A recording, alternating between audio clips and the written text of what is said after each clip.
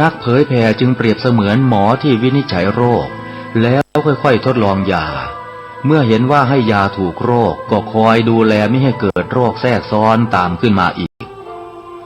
หมอต้องไวต่อการเรียนรู้เรื่องโรคและวิธีรักษาโรคฉันใดพระสงฆ์ซึ่งเป็นเสมือนจิตแพทย์ของสังคมก็ไวต่อการเปลี่ยนแปลงของโลกและวิธีบำบัดโรคที่มากับโรคฉันนั้น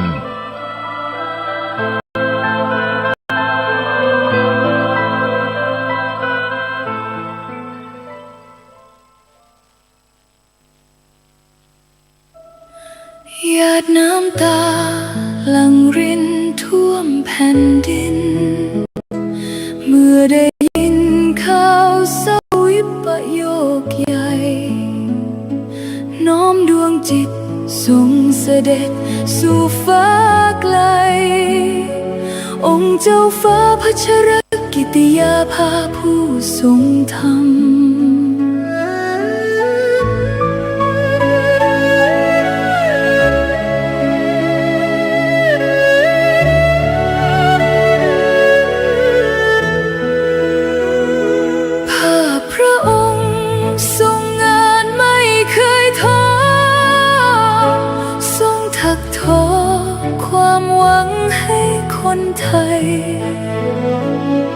โครงการกำลังใจพระตราตรำชุบชีวิตผู้พลังทำให้ฟื้นคืนทรงเมตตาผู้ต้องขังหลังกำแพงจุดใต้แสงแห่งโอกาสส่องสดชื่นพระหัตถ์ยืนโอบอุ้มผู้ขมขื่นทรงหยัดยืนเพื่อสตรีและเด็กไทย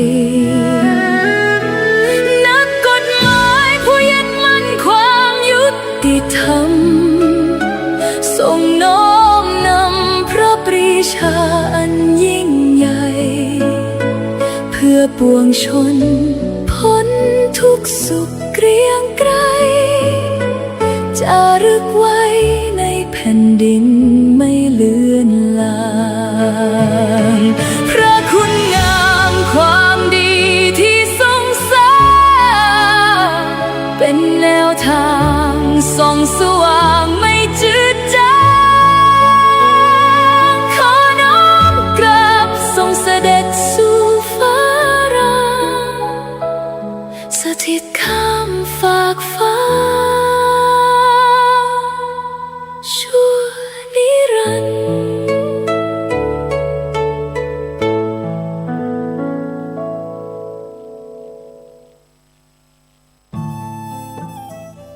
ท่านกำลังติดตามรับฟังสถานีวิทยุกระจายเสียงพระพุทธศาสนาแห่งชาติและสังคมคลื่นเพื่อการศึกษาพระพุทธศาสนาและวัฒนธรรมระบบ FM 104.5 เมกะเฮิรตซ์รายการต่อไปเป็นรายการคดีโลกคดีธรรม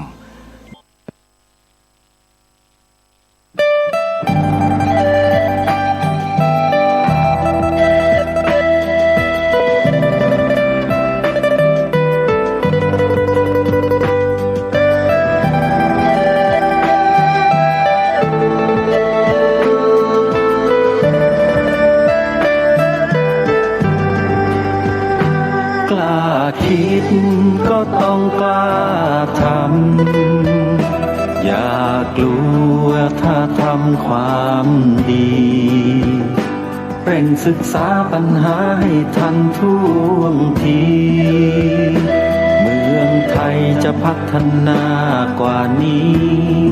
รายการดีๆคดีโลกคดีธรรมขอรำพันบรรยายความคิดเครื่องหมายแห่งสีทั้งสามงามถนัดขาวคือบริสุทธิ์สีสวัสดิ์หมายพระไตรรัตน์และธรรมะคุมจิตไทยแดงคือ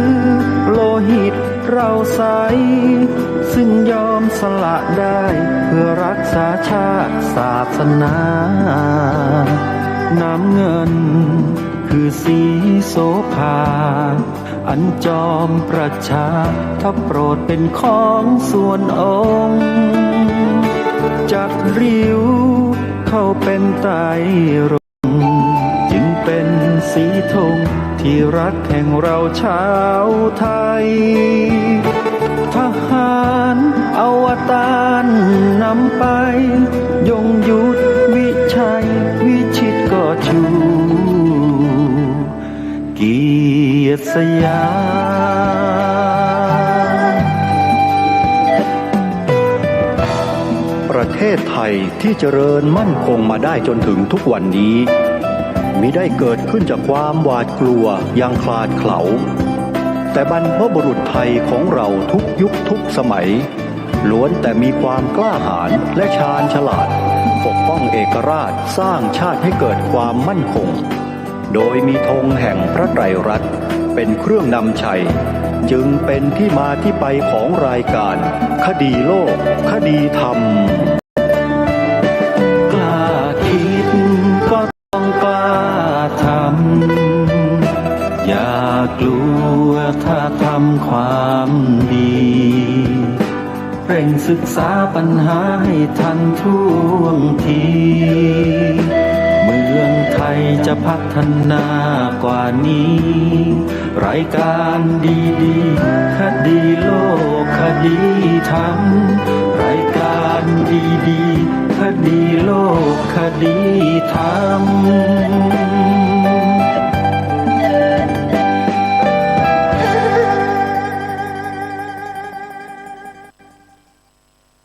ขอกราบถวายความนอบน้อมแด่พระรัตนตรัยถวายความเคารพพระมหาเถระพระเถรานุเถระทุกท่านขอเจริญสุขญาติโยมสาธุชนที่กำลังติดตามรับฟังรายการจากสถานีวิทยุแห่งนี้ทุกท่านขอนำท่านผู้ฟังเข้าสู่รายการคดีโลกคดีธรรมพบกันในวันนี้วันแรม5 ค่ำเดือน 8วันนี้ตรงกับวันจันทร์ที่3 สิงหาคมพระพุทธศักราช2569รายการคดีโลกคดีธรรมมีให้ท่านผู้ฟังติดตามรับฟังเป็นประจำทุกวันทางสถานีวิทยุแห่งนี้ท่านสามารถดาวน์โหลดแอปพลิเคชันวิทยุพุทธศาสนา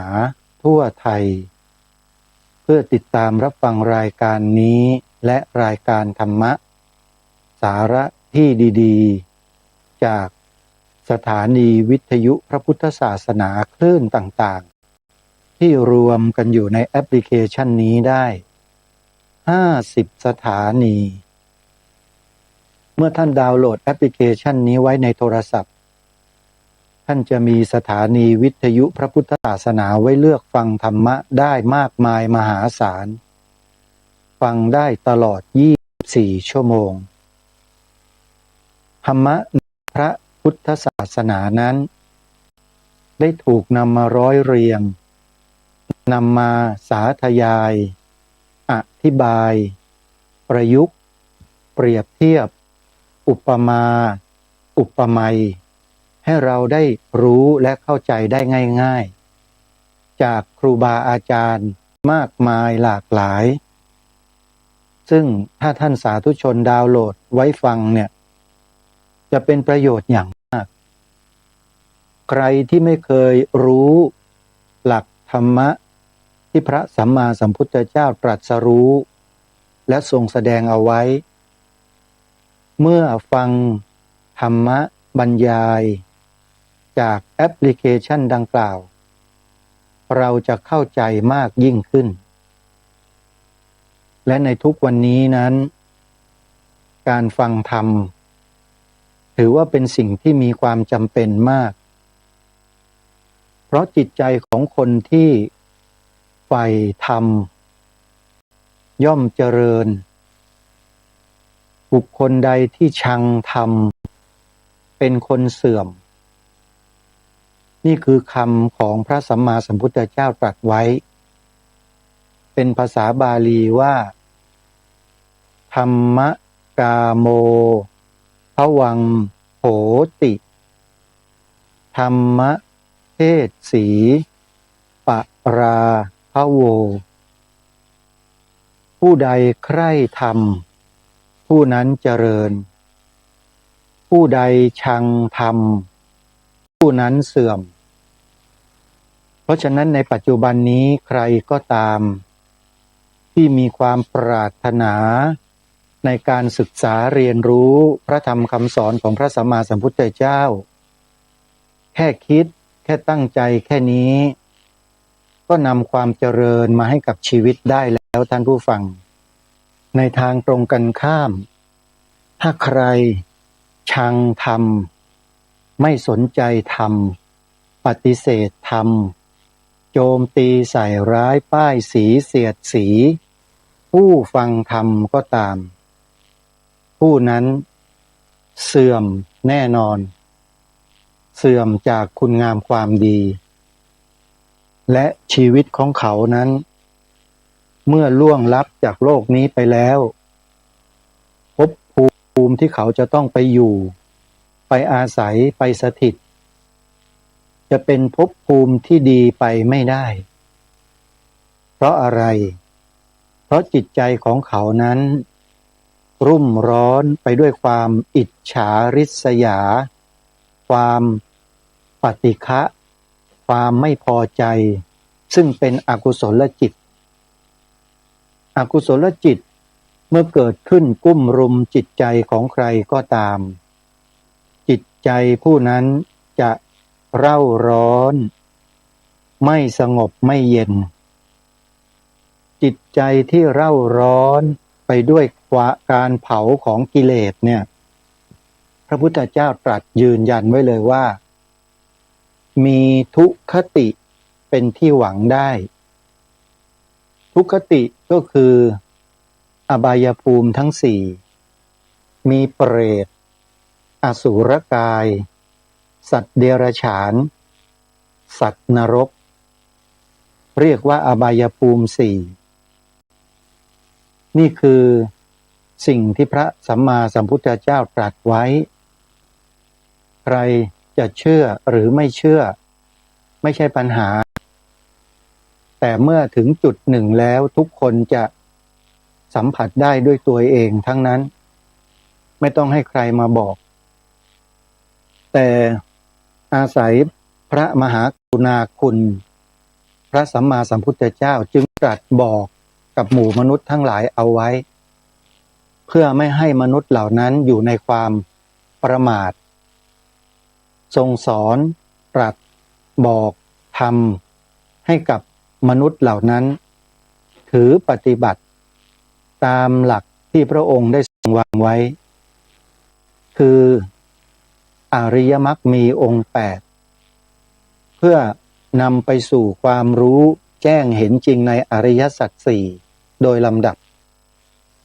เพราะฉะนั้นเราต้องศึกษาเรียนรู้หลักธรรมคำสอนนี้ให้เข้าใจตั้งแต่เบื้องต้นท่ามกลางและที่สุดไปตามลำดับขอย้ำนะโยมศึกษาตามลำดับไม่ใช่ข้ามขั้นไม่รู้อะไรเลยไปฟังใครมาก็ไม่รู้แล้วก็มาทึกทักว่าแนวปฏิบัติที่ถูกมันต้องอย่างนี้ต้องอย่างฉันอย่างนั้นอย่างโน้นผิดหมดระวังให้ดีนะจะกลายเป็นการกล่าวตุพระธรรมวินัยของพระสัมมาสัมพุทธเจ้าเอานะโยมอย่าไปคิดเช่นนั้นเด็ดขาดทางที่ดีเนี่ยควรทำการศึกษาเรียนรู้ไปตามลำดับค่อยๆศึกษาไปเริ่มต้นด้วยการฟังทางรายการจึงบอกกับท่านผู้ฟังมาโดยตลอดทุก วันในตอนต้นให้ดาวน์โหลดแอปพลิเคชันที่ชื่อว่าวิทยุพุทธศาสนาทั่วไทยเอาไว้ เมื่อเราดาวน์โหลดแล้วเราจะได้รับฟังธรรมะสาระดีๆจากครูบาอาจารย์มากมายหลากหลายที่ทางสถานีวิทยุพระพุทธศาสนาท่านได้คัดสรรมาไว้ให้แก่พวกเราสดับรับฟังกันดีแล้วโยมเปิดฟังคลื่นไหนสถานีไหนเป็นประโยชน์ทั้งนั้นเลยแต่ถ้าจะให้ทางรายการแนะนำญาติโยมให้ติดตามรับฟังเนี่ยก็ต้องแนะนำสถานีวิทยุอาตมาภาพรู้จักและติดตามมาโดยตลอดต้องบอกกับญาติโยมให้ทราบโยมจะได้ติดตามรับฟังเหมือนกับอาตมาสถานีวิทยุที่อาตมาแนะนำให้โยมฟังนะโยมก็มีสถานีวิทยุที่ชื่อว่าวัดหนองกายอยู่ตำบลสันป่ายางอำเภอแม่แตงจังหวัดเชียงใหม่สถานีต่อมาก็คือวัดฝายหินอยู่ตำบลสุเทพอำเภอเมืองจังหวัดเชียงใหม่และ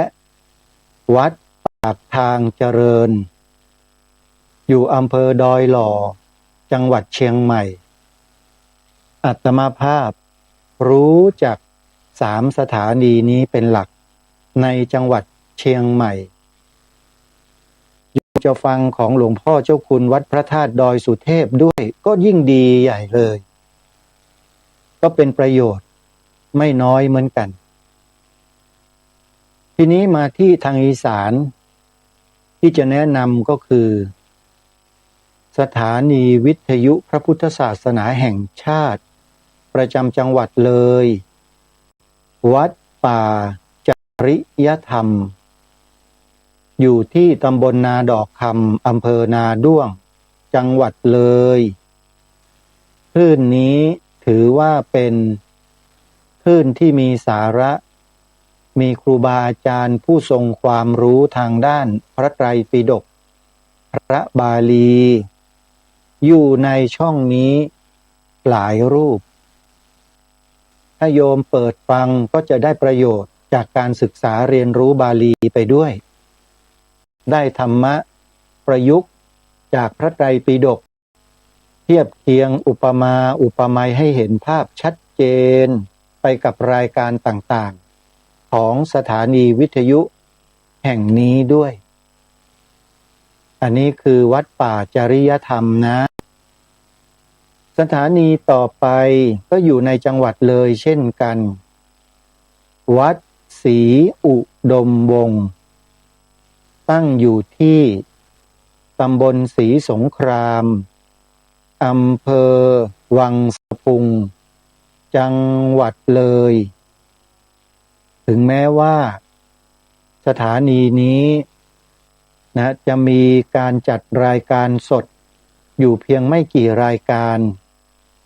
แต่เป็นรายการที่มีสาระและมีคุณภาพพอสมควรเชิญชวนให้ญาติโยมปฏิบัติเน้นการปฏิบัติญาติโยมอย่างรายการคลีนพุทธธรรมของท่านอาจารย์พระครูอุดมวรานุวัฒน์ในเวลา3 ทุ่มตรงเนี่ยโยมท่านอาจารย์พระครูก็จะปรารภและเรื่องทั่วๆไปเกี่ยวกับการประพฤติการปฏิบัติของพวกเราชาวพุทธนี่แหละ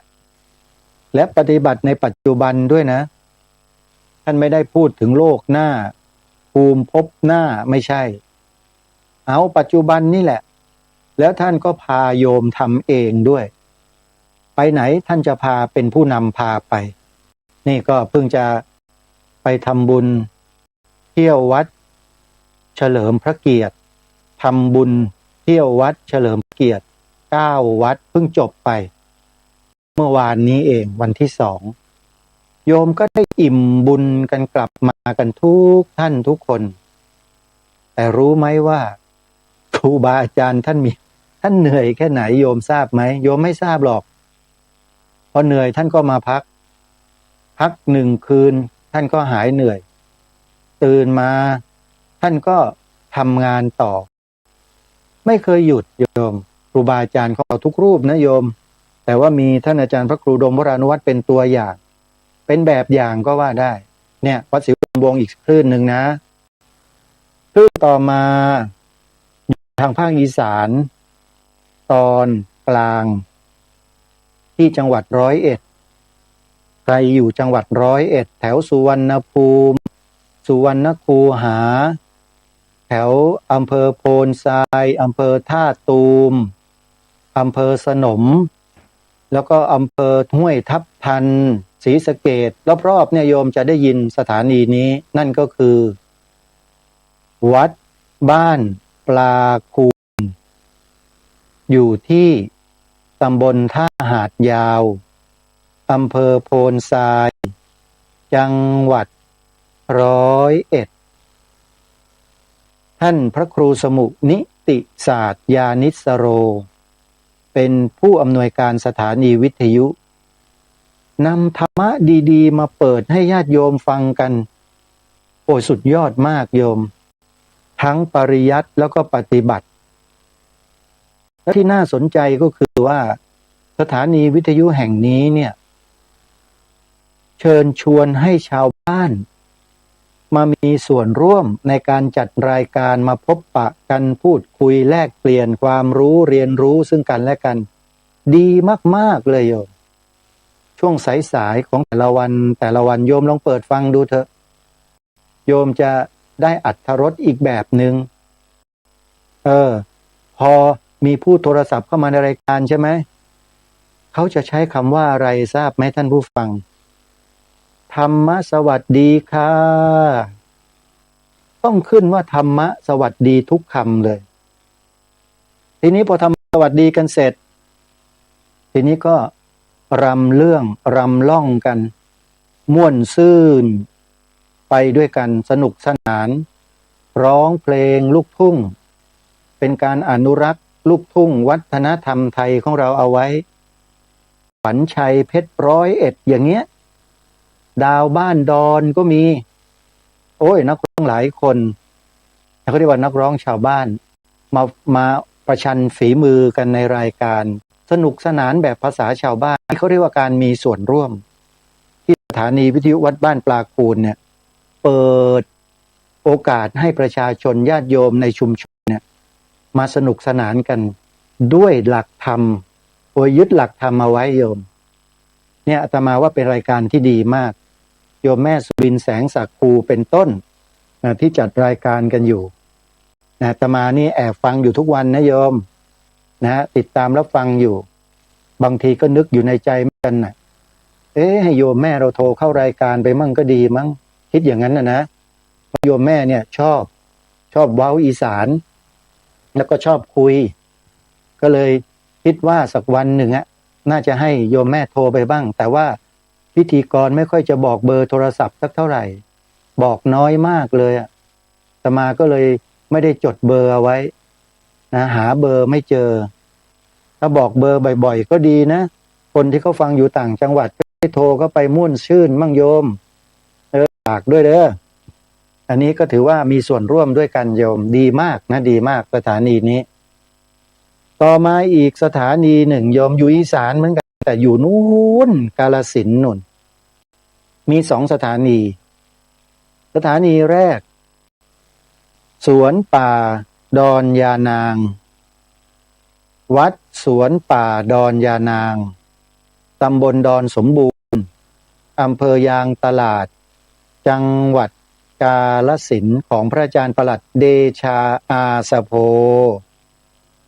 ครูบาอาจารย์รูปนี้ท่านทำงานเผยแผ่พระศาสนามานานมากตั้งแต่ยุคเริ่มต้นของพระอาจารย์สมภพโชติปัญโยนู้นนะโยมท่านพระอาจารย์ประหลัดเดชาได้ไปศึกษาไปเรียนรู้ข้อวัดปฏิบัติการแสดงธรรมการบรรยายธรรมจากพระอาจารย์สมภพโชติปัญโยมานาน พูดง่ายๆว่าเป็นลูกศิษย์ของพระอาจารย์นั่นแหละแล้วท่านก็แยกตัว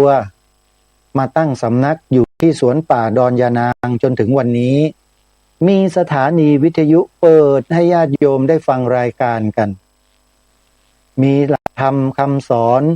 ของครูบาอาจารย์ที่ท่านอธิบายให้พวกเราให้ญาติโยมได้ฟังกันมีภาษาท้องถิ่นด้วยอะไรด้วยดีมากเลยโยมและทุกวันนี้ครูบาสันก็เป็นผู้ดูแลสำนักดูแลสถานีวิทยุพระอาจารย์ประหลัดเดชาท่านก็บินไปบินมากรุงเทพอินเดียกรุงเทพอยู่เป็นประจำเพราะท่านไปสร้างวัดเอาไว้ที่อินเดียอยู่2 วัดก็ถือว่าเป็นการไปเผยแผ่พระพุทธศาสนาในต่างแดนอีกส่วนหนึ่งที่ท่านพระอาจารย์ประหลัดเดชาท่านได้สร้างได้ทำไว้นะวัดสวนป่าดอนยานางนี่ก็อีกสถานีหนึ่งนะโยมก็ติดตามรับฟังกันและอยู่ในอำเภอเดียวกันอีกคลื่นหนึ่งก็คือวัดอารามมงคลอยู่ที่ตำบลยางตลาดอำเภอยางตลาดจังหวัดกาฬสินธุ์ของท่านอาจารย์พระครูปริยัติโพธิธรรมเจ้าคณะตำบลยางตลาดเจ้าอาวาสวัดอารามมงคลและเป็นพระอาจารย์ใหญ่เจ้าสำนักเรียนพระปริยัติธรรมแผนกสามัญ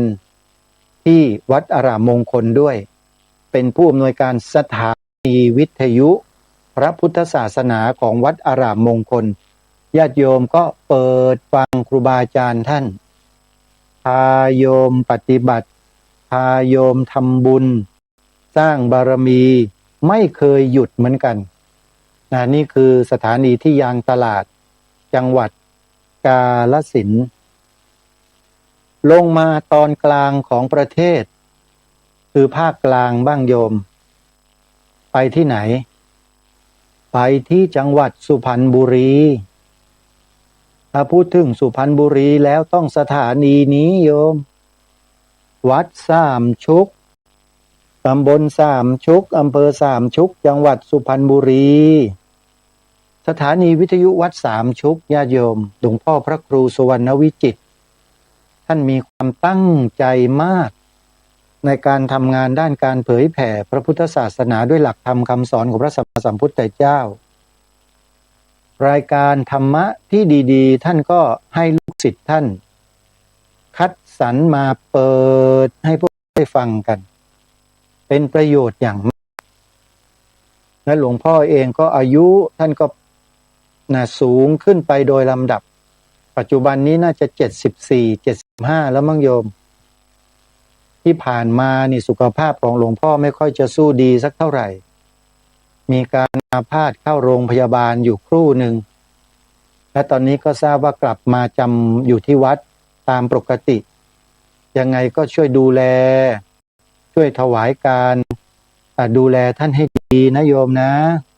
สนับสนุนหลวงพ่อสนับสนุนวัดสามชุกด้วยนะโยมครูบาอาจารย์ท่านทำงานมาตลอดทั้งชีวิตและเมื่อถึงช่วงบั้นปลายของชีวิตหลวงพ่อก็ต้องพักผ่อนบ้างนะจะหักโหมเหมือนอย่างแต่ก่อนเนี่ยก็คงไม่ได้ก็ให้ท่านพระอาจารย์ซึ่งเป็นลูกศิษย์ท่านพระอาจารย์วิสรุตนะได้ดูแลสถานีวิทยุแทนหลวงพ่อท่านก็ขยันทำงานท่านพระอาจารย์วิสรุตเนี่ยโยมก็อย่าลืมดูแลท่านนะสนับสนุนส่งเสริมท่านด้วยนะนี่ก็เป็นอีกสถานีหนึ่งในจังหวัดสุพรรณบุรีอยู่ตำบลสามชุกอำเภอสามชุกจังหวัดสุพรรณบุรีสถานีวัดสามชุกนั่นเองที่สุพรรณบุรียังมีอีกคลื่นหนึ่งโยมที่อาตมาภาพแนะนำให้ฟังนั่นก็คือสถานีวิทยุสาธุเรดิโออยู่ที่วัดท่าพระยาจักรตำบลอู่ทองอำเภออู่ทองจังหวัดสุพรรณบุรีท่านพระอาจารย์สรายุทธสิริสาโรพระลูกวัดท่าพระยาจักร เป็นผู้อำนวยการสถานีวิทยุ เป็นพระลูกวัดเหมือนกับอาตมานี่แหละท่านสรายุทธเป็นพระลูกวัดวัดท่าพระยาจักรอาตมาเป็นพระลูกวัดวัดมหาธาตุยุวราชรังสฤษฎ์กรุงเทพมหานครโยมอยู่กันคนละวัดแต่ส่งเสริมกันสนับสนุนกันเมื่องานเปิดป่าฟังธรรมท่านพระอาจารย์สรายุทธก็พาคณะญาติโยมเนี่ยไปทำบุญทอดผ้าป่าถวายปัจจัยนะร่วมกิจกรรมงานเปิดป่าฟังธรรมที่สวนป่าสามัคคีธรรมมาด้วยนะต้องขออนุโมทนาบุญกับญาติโยมชาวอำเภออู่ทองจังหวัดสุพรรณบุรีกันทุกท่านทุกคนนะญาติโยมนะโดยเฉพาะ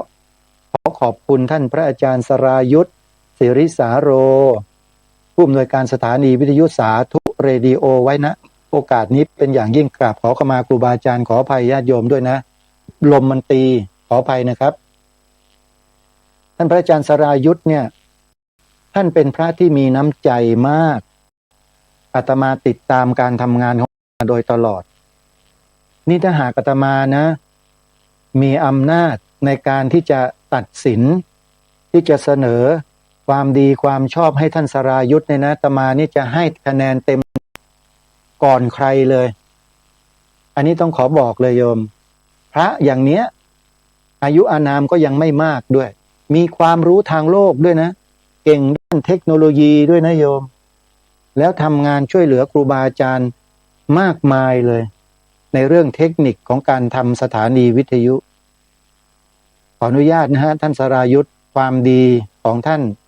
มันจะต้องแบ่งปันให้ญาติโยมได้อนุโมทนาเพื่อโยมจะได้ศรัทธาแล้วก็ไปช่วย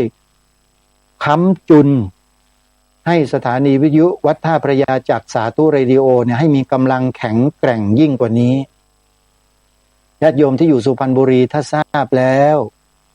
ก็อย่าลืมไปทำบุญกับท่านนะโยมนะอยู่อู่ทองโยมอู่ทองสุพรรณบุรีนะนี่ก็เป็นอีกสถานีหนึ่งแล้วก็มีเครือข่ายสายงานของท่านเนี่ยหลายสถานีเลยเยอะแยะไปหมดซึ่งอาตมาคงจะนำมาพูดไม่หมดแน่นอนอยู่ที่ประจวบคีรีขันธ์อยู่ที่เพชรบุรีอยู่ที่ราชบุรีกาญจนบุรีนี่สุพรรณบุรีเนี่ยท่านต้นคุมหมดไปถึงนู่นน่ะอุทัยธานีก็มีโยมอุบลราชธานีก็ยังมีเลยอย่างเช่นสถานีวิทยุอีกสถานีหนึ่งโยมที่โยมจะต้องตามรับฟังนะและเป็นเสียงในฟิล์มเลยออริจินอลท่านผู้อำนวยการสถานีวิทยุช่องเนี้ยเวลาท่านพูดออกอากาศเนี่ยท่านใช้ภาษาถิ่นโยมเขาเรียกว่าออริจินอลก็คือภาษาอีสานนั่นก็คือสถานีวิทยุวัดพิษโสภารามตำบลแก้งเคราะห์อำเภอตำบลแก้งเหนือขออภัยนะฮะตำบลแก้งเหนืออำเภอเขมราชจังหวัดอุบลราชธานีนี่ก็เป็นอีกสถานีหนึ่งโยมที่โยมจะต้องติดตามรับฟังแล้วก็ต้องช่วยสนับสนุนครูบาอาจารย์ท่านนะท่านอาจารย์พระครูเกษมพิษโสพลนะฮะท่านอาจารย์พระครูเกษมพิษโสพลผู้อำนวยการสถานีวิทยุวัดพิษโสภารามท่านทำงานมานานมากๆเลยแล้วก็ยังคงมั่นอยู่ในการทำงานเผยแผ่มาโดยตลอดไม่วางมือนะเพราะว่าวางไม่ได้พอวางแล้วสถานีวิทยุเงียบเลยโยมเพราะว่าจะหาพระภิกษุที่จะมาสารงานต่อท่านเนี่ยยังหาไม่เจอโยมครูบาอาจารย์รูปใดเนาะจะไปสารต่องานเผยแผ่ให้กับท่านอาจารย์พระครูเกษมพิษโสพลที่จังหวัดอุบลราชธานีก็นิมนต์นะครับต้องมีใจรักนะครับครูบาอาจารย์นะท่านอาจารย์พระครูก็จะได้สบายใจจะได้วางมือลงให้เบาหน่อยท่านจะได้ไม่ต้องเหนื่อยมากนะเนี่ยครูบาอาจารย์แต่ละรูปแต่ละท่านที่ทำงานกันมานับเวลาเป็น10 ปี20 ปีมาเนี่ยโยมท่านก็เหนื่อยพอสมควรแหละแต่ใจท่านนั้นน่ะสู้ตลอดนะยังไงก็ขอให้ญาติโยม ได้ช่วยกันนะ ดูแลครูบาอาจารย์ของเราไว้ให้ดี อย่าให้ท่านต้องอ่อนเปรี้ยเพลียแรง แล้วก็หายจากวงจรนี้ไปนะโยมช่วยอุปถัมภ์และค้ำชูท่านไว้นะ รายการคดีโลกคดีธรรมนั้นเป็นเพียงแค่รายการเล็กๆเป็นรายการหนึ่งในสถานีวิทยุของครูบาอาจารย์ที่ท่านเมตตาให้พื้นที่ในการออกอากาศในแต่ละวัน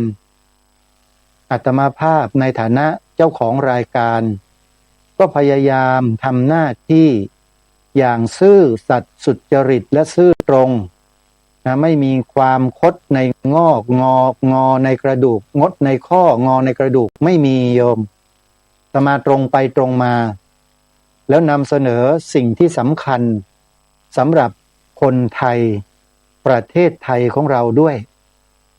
อาตมาจะจับงานแบบนี้โยมอะไรที่เป็นอัตลักษณ์เป็นสัญลักษณ์เป็นเอกลักษณ์ของชาติบ้านเมือง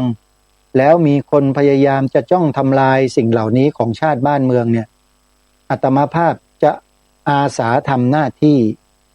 มาทำการบอกกล่าวญาติโยมสาธุชนให้ทราบ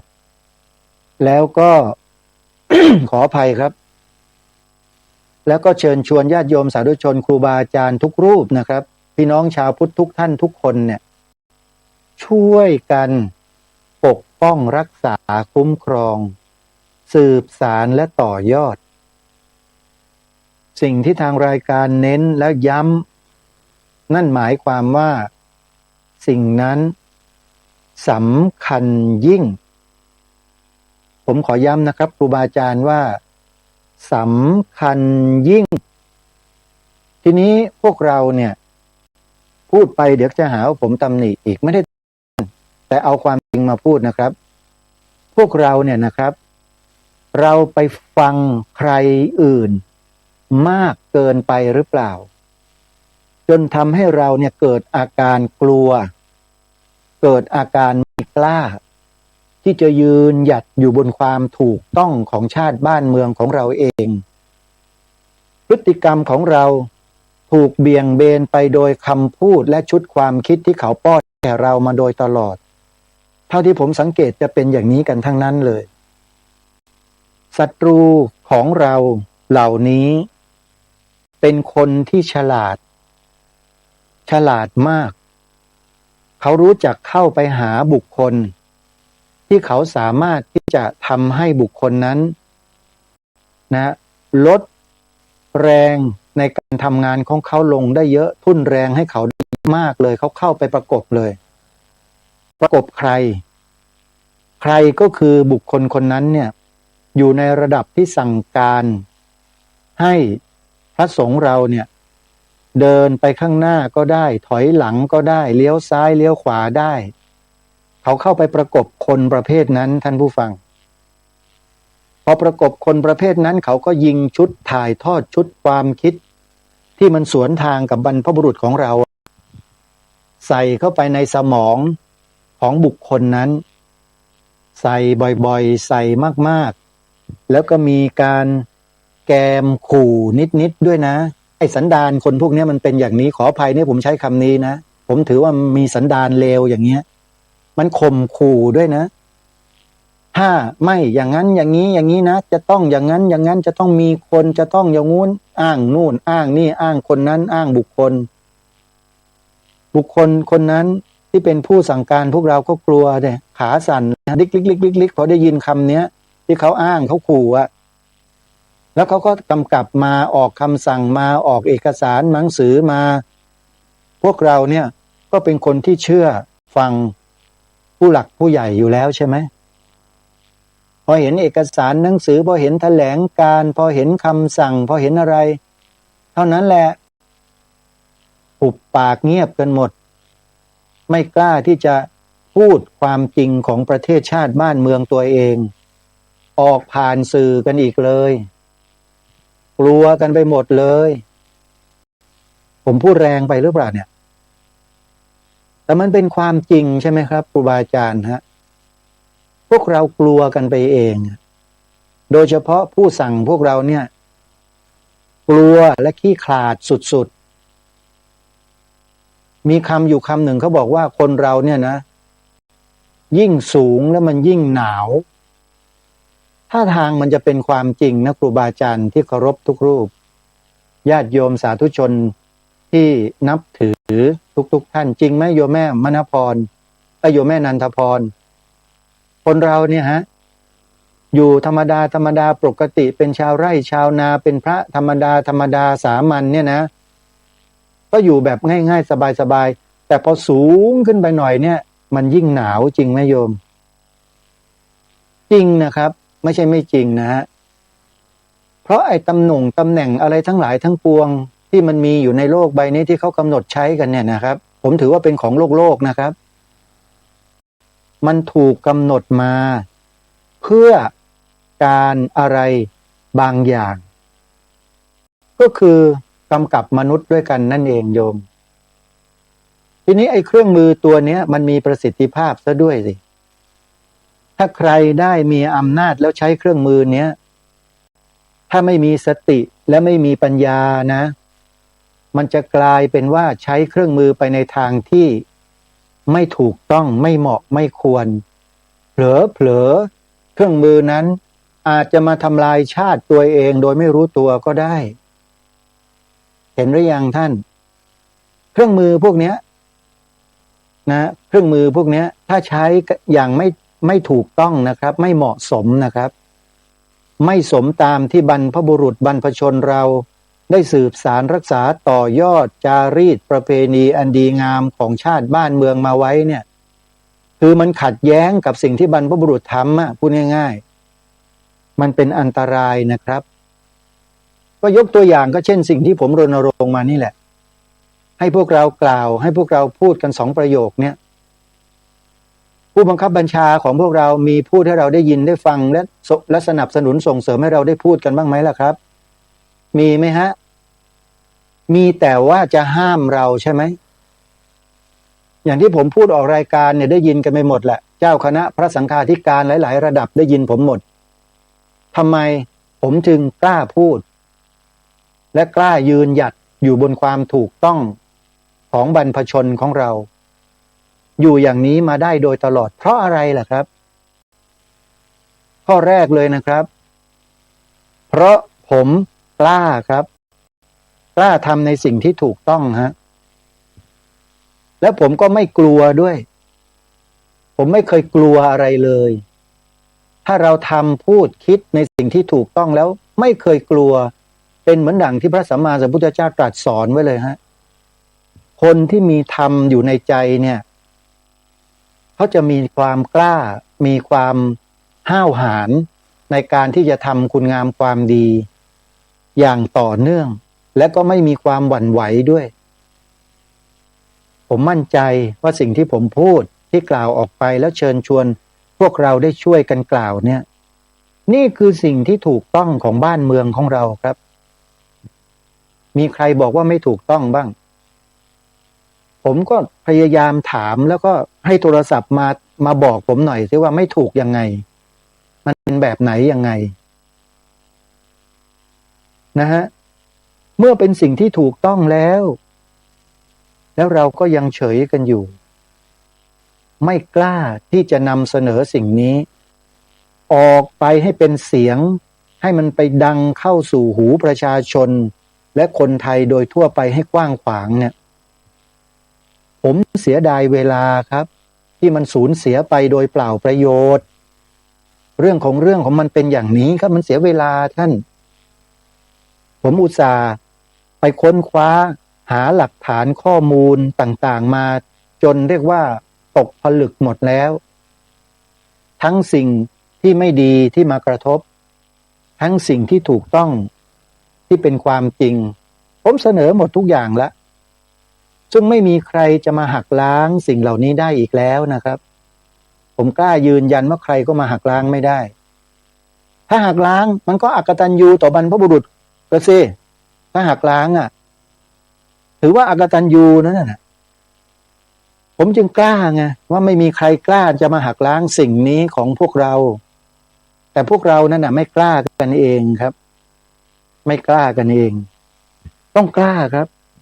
เวลามันเหลือไม่มากนะครับครูบาอาจารย์ที่เคารพเวลาเนี่ยสำคัญมากทุกวินาทีสำคัญหมดคำพูดและสิ่งที่เรากล่าวออกไปนั้นจะต้องให้เป็นประโยชน์ต่อส่วนรวมเป็นสำคัญก่อนเลยครับส่วนตนเนี่ยมาทีหลังหมดเอาส่วนรวมก่อนซึ่งใครก็สามารถทำได้คนกระจอกงอกง่อยคนขอทานยังทำได้เลยจับกังใช้แรงงานชาวไร่ชาวนาชาวสวนเกษตรกรเกษตรกรรมทั้งหลายพ่อค้าคหบดีพระสงฆ์สามเณรแม่ชีได้หมดทำได้เลยฮะเพราะถือว่าเป็นหน้าที่ตามกฎหมายรัฐธรรมนูญกำหนดไว้สิ่งที่เราทำกันเนี่ยทำตามกฎหมายรัฐธรรมนูญมาตรา50วงเล็บ1เขียนไว้ชัดเจนลองไปเปิดอ่านดูนะครับมาตรา50วงเล็บ1เขียนเอาไว้ชัดเจนว่าบุคคลคำว่าบุคคลเนี่ยครับก็คือใครก็ได้คนเพียงคนเดียวก็ถือว่าเป็นบุคคลครับบุคคลมีหน้าที่วงเล็บ1พิทักษ์รักษาไว้ซึ่งชาติศาสนาพระมหากษัตริย์และระบอบการปกครองแบบประชาธิปไตยอันมีพระมหากษัตริย์ทรงเป็นประมุขผมจำได้ถนัดเลยเพราะรัฐธรรมนูญมาตราดังกล่าวนี้แหละครับจึงทำให้ผมกล้าที่จะนำความถูกต้องของชาติบ้านเมืองมากล่าวมาพูดมาแสดงให้กับพวกเราเนี่ยได้รับไปถ่ายทอดให้กับเด็กๆลูกหลานเยาวชนพี่น้องประชาชนคนไทยญาติโยมพุทธบริษัทของเราต่อไปให้มันกว้างขวางให้มันมากๆยิ่งกว่านี้อีกให้ฝังอยู่ในหัวจิตหัวใจอย่าได้หายไปไหนอีกเพราะที่ผ่านมาพวกเราถูกปกปิดถูกซ่อนเร้นไม่ได้ให้รับความจริงข้อนี้กันมานานมากประมาณ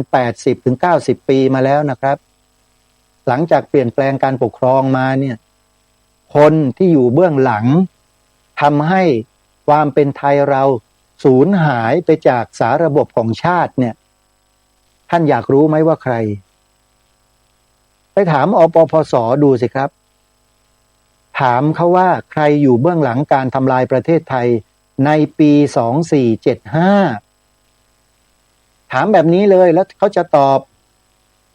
มีข้อมูลมีหลักฐานพร้อมใครอยู่เบื้องหลังของการทำลายประเทศไทย2475โทรศัพท์ไปถามเขานะอปปส.เขายินดีที่จะตอบใครต้องการจะทราบข้อนี้นะครับโยมจดเบอร์ไว้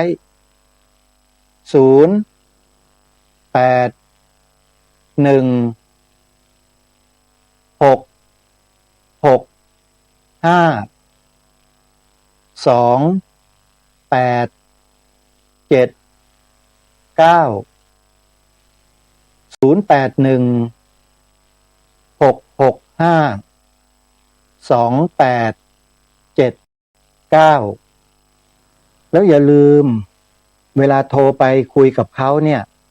ต้องคุยกับเขาก่อนว่าได้ฟังรายการคดีโลกคดีธรรมแล้วเขาให้เบอร์โทรศัพท์มาให้มาสอบถามอปปส.ว่าเบื้องหลังของการทำลายประเทศไทยมีใครอยู่เบื้องหลังเมื่อปี2475ทำไมจึงไม่มีใครบอกในประวัติศาสตร์ทำไมจึงไม่เขียนออกมาให้เห็นชัดเขาเป็นใครกันแน่อปปส.เขาตอบคำถามนี้กับทุกท่านแต่ถามให้ดีนะถามแล้วให้เขาเนี่ยมีความรู้สึกว่าปลอดภัยไม่ใช่ถามแล้วเขามีความรู้สึกไม่ปลอดภัยเนี่ยเขาก็อาจจะไม่ตอบก็ได้อันนี้เตือนไว้ก่อนนะโยมนะฮะครูบาอาจารย์ของเราด้วยนะครับแนะนำตัวเสียก่อนพอโทรไปปุ๊บเจริญพร ปปสใช่ไหมพอเจริญพรปุ๊บทางนั้นเขาก็รู้แล้วเป็นพระถูกไหมครับแต่ถ้าสวัสดีเขาไม่รู้ว่าเป็นใครฮะต้องรายงานตัวด้วยถ้าสวัสดีก็แปลว่าเป็นญาติโยมกระผมดิฉันนายนางสาวหรือด็อกเตอร์หรือผู้ช่วยศาสตราจารย์หรืออะไรก็แล้วแต่บอกเขามันสร้างความไว้เนื้อเชื่อใจในเบื้องต้นเป็นอย่างดีเลยการแนะนำตัวเองเนี่ยนะก็ขอฝากไว้ใครต้องการจะทราบลองถามเขาดูทางรายการพูดไม่ได้พูดออกอากาศไม่ได้โยมเห็นใจอาตมาบ้างเถอะโยมนี่ก็อยากจะรู้อยากจะทราบกันอาตมาก็เข้าใจนะในการ์ตูนแอนิเมชัน2475ที่เขาเคยปล่อยออกมาให้เราดูกันเนี่ยในโลกโซเชียลใครที่เคยดูเคยติดตามเนี่ยข้อมูลเขาเอามาไม่หมดนะอาตมาก็ยังสงสัยอยู่เหมือนกันว่าเขาทำออกมาโดยที่เขาทำไมถึงไม่เปิดเผยกลุ่มบุคคลอีกกลุ่มหนึ่งที่เป็นตัวการสำคัญด้วยที่ทำให้2475ประสบความสำเร็จและคนพวกนี้ก็ไม่ถูกเปิดเผยตรงๆนะต้องคอยให้อปปสเข้าไปล้วงข้อมูลมานั่นแหละถึงจะรู้เพราะฉะนั้นอปปสจึงมีข้อมูลของคนเหล่านี้เป็นอย่างดีเลยแล้วคนเหล่านี้ถามว่าไปไหนแล้วไปไหนล่ะก็ยังอยู่นะแล้วก็ยังดำเนินการกับประเทศไทยของเราอย่างต่อเนื่องด้วยอปปสเนี่ยก็ทราบดีรู้ดีเลยแหละว่าเขากำลังดำเนินเรื่องอะไรอยู่บ้างเนี่ยเห็นไหมนี่คือการทำงานของแต่ละท่านแต่ละฝ่ายแต่ละองค์กรแต่ละหน่วยที่ทำหน้าที่ด้วยความเสียสละด้วยความทุ่มเทเพราะเป็นห่วงชาติบ้านเมืองตัวเองเนี่ยมันจิบโยมขันธ์ห้าเป็นของหนักเน้อครูบาอาจารย์มีพระสัมมาสัมพุทธเจ้าเป็นต้นตรัสสอนเราชัดเจนอยู่แล้วรูปังอนิจจังเวทนาอนิจจาสัญญาอนิจจาสังขาราอนิจจาวิญญาณังอนิจจังรูปังอนัตตาเวทนาอนัตตาสัญญาอนัตตาสังขาราอนัตตาวิญญาณังอนัตตาสวดทำวัดเช้ากันทุกวันแล้วเราจะเชื่อเป็นอย่างอื่นได้ไหมล่ะก็ในเมื่อมันเป็นอย่างนี้แล้วขันธ์ห้าเนี่ยก็คือไอ้ตัวชีวิตของเราเนี่ยไอ้รูปร่างกายเนี่ยที่เราไปยึดมั่นถือมั่นเป็นตัวตนอยู่เนี่ยพระพุทธเจ้าตรัสสอนเราว่าเป็นอนิจจังทุกขังอนัตตาชัดๆอยู่แล้วแล้วเราไปหวงแหนมันไว้เพื่ออะไรหวงแหนมันไว้เพื่อแล้วเราไม่คิดที่จะใช้มันเนี่ยทำประโยชน์ให้กับส่วนรวมประเทศชาติบ้านเมืองพระพุทธศาสนาพระมหากษัตริย์บ้างเลยหรือไงหวงแหนไว้ทำไมจริงไหมฮะ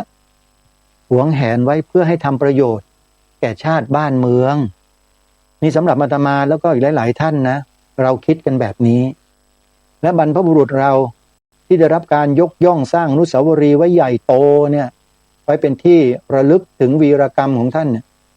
อาตมาภาพและกระผมก็เชื่อว่าท่านคิดแบบนี้กันมาทั้งนั้นครับคือเข้าใจธรรมะของพุทธเจ้าแล้วก็นำมาใช้เป็นประโยชน์ต่อบ้านเมืองโดยไม่เกี่ยงงอนเลยด้วยแล้วก็ไม่กลัวต่ออุปสรรคปัญหาใดๆทั้งสิ้นฝ่าฟันมันแบบสุดลิ่มทิ่มประตูอย่างที่ในหนังมันว่านั่นนะอย่างนั้นครับ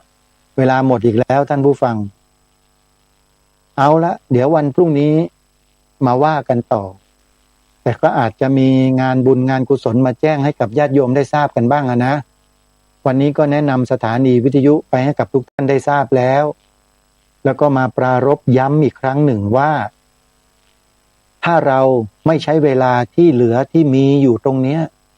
ให้เป็นประโยชน์เพื่อส่วนรวมกันบ้างมันน่าเสียดายเวลาครับ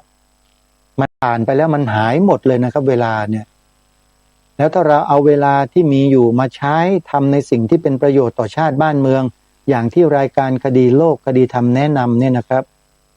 เราจะได้คนที่มีจิตสำนึกรักชาติบ้านเมืองบ้านเกิดกลับมาอีกมหาศาลเลย ขนาดไหนลองคิดดูสิครับ